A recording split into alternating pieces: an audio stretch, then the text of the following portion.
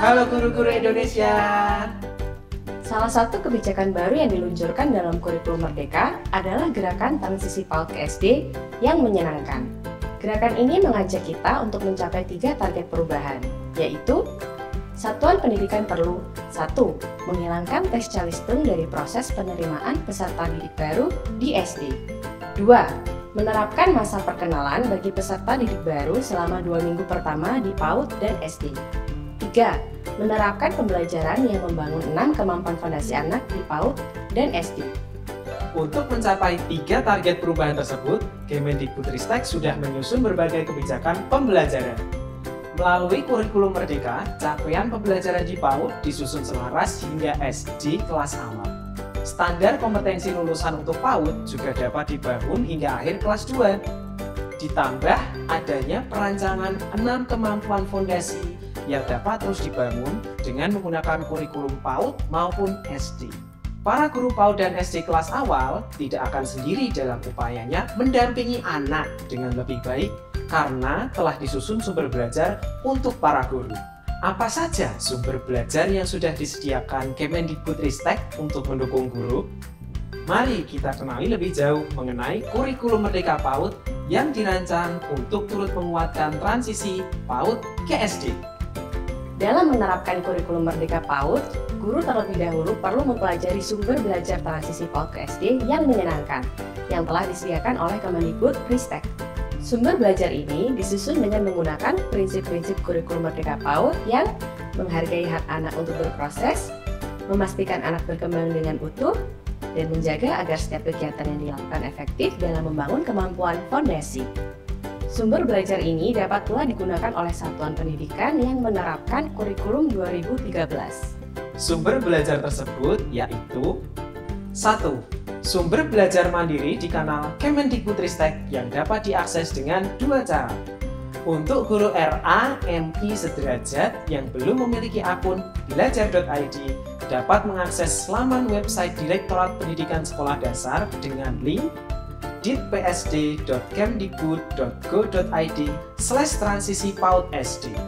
Untuk guru yang sudah memiliki akun belajar.id dapat mengakses platform Merdeka Mengajar seri pelatihan mandiri topik transisi PAUD ke SD yang menyenangkan dengan link s.id/pmm/transisi PAUD SD.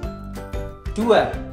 Video inspirasi yang bisa diakses di laman transisi PAUD SD. 3.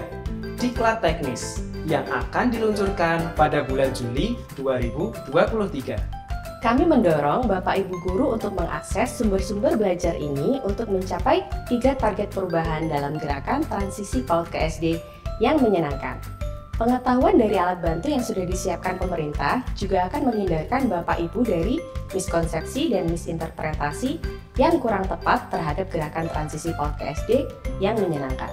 Perlu diketahui bahwa materi bacaan di modul guru transisi PAUD ke SD yang menyenangkan disusun dengan menggunakan 4 prinsip pembelajaran kurikulum Merdeka PAUD, yaitu laju perkembangan anak beragam, sehingga upaya dalam membangun kemampuan fondasi anak selalu bertumpu pada penerapan asesmen awal. Karena perbedaan perkembangan anak yang beragam, maka tidak ada lagi penyekatan usia dalam pencapaian kemampuan tertentu. Hal ini dibahas di modul 2 dan modul 6. Kemampuan fondasi. Sebagaimana juga capaian pembelajaran fase fondasi harus dibangun bertahap. Hal ini dibahas di modul 3 dan 4. Pada modul ini, prinsip ATP dalam pembelajaran sudah mulai dikenalkan dan akan diperdalam melalui diklat teknis, transisi PAUD ke SD yang menyenangkan. Kegiatan pembelajaran harus efektif untuk mencapai tujuan pembelajaran. Perencanaan pembelajaran bukanlah masalah format semata, melainkan perlu jelas disusun untuk memandu kegiatan pembelajaran yang sesuai dengan kebutuhan peserta didik. Dan ini tertuang di dalam dokumen perencanaan satuan dan kelas. Hal ini dibahas di modul 5. Penggunaan teknik asesmen untuk anak usia dini perlu memotret perilaku atau kemampuan yang diamati guru, tidak berdasarkan tes. Selanjutnya, hasil asesmen selalu digunakan untuk memberi informasi mengenai hal yang sudah mampu dicapai anak dan juga yang masih perlu dikuatkan dengan dukungan guru serta orang tua melalui hasil asesmen sumatif. Hasil asesmen ini juga dilaporkan kepada orang tua sebagai bentuk kemitraan satuan dengan orang tua. Hal ini dibahas di modul 6. Setelah menyelesaikan pembelajaran terkait penguatan gerakan transisi PAUD ke SD yang menyenangkan, Bapak Ibu Guru dapat mengakses topik spesifik lainnya terkait penerapan KM PAUD di platform Merdeka Mengajar.